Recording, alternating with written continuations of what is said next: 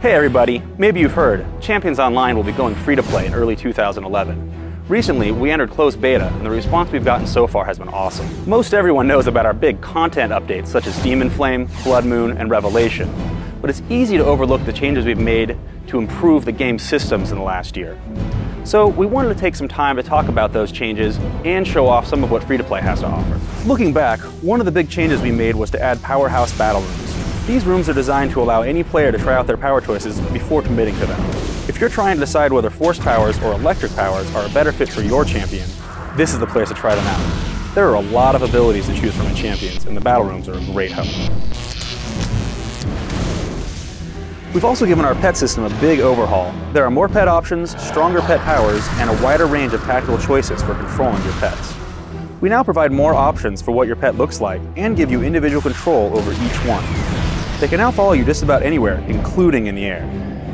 And with every major update, we added more parts to the costume creator. We've also added some special costume drops for completing missions and perks in the game. Any costume part you earn is unlocked for all the champions you create. There are now over 3,400 costume pieces available to players, which can be combined and colored in millions of unique ways.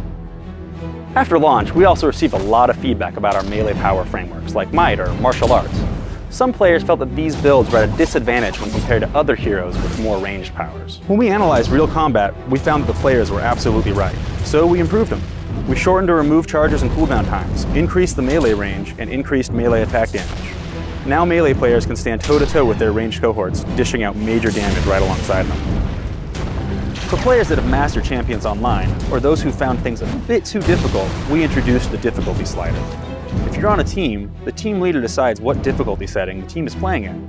Increasing difficulty changes the strength and durability of enemies, making the instance much more challenging. In addition, enemies may drop better gear. For free-to-play, we have some really big changes on the way. At the top of that list is definitely the addition of archetypes.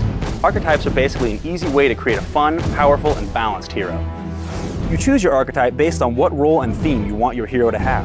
It specifies which powers you'll receive when you level up and which super stats you'll have. You'll still choose your travel powers, talents, and advantages, but everything is much more streamlined than a custom framework. Subscribers can either play one of the predefined archetypes or build a custom archetype using Champion's hugely customizable power system. We've also revisited a lot of early game content.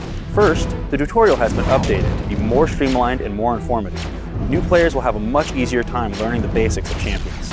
Also, once you've played through the tutorial, you now have the option to skip it when you create a new champion. After arriving at the Renaissance Center, your hero can now stay in Millennium City to clean up the gangs in Westside. We've reworked the Westside area and its story. There are new missions and boss fights, as well as an overarching plot for the whole neighborhood. Really, we have so many other things to talk about. We haven't even touched on the changes to Desert Crisis, new powers, missions, storylines. We got a lot going on. Hopefully you'll come check us out early 2011 when Champions Online goes free to play.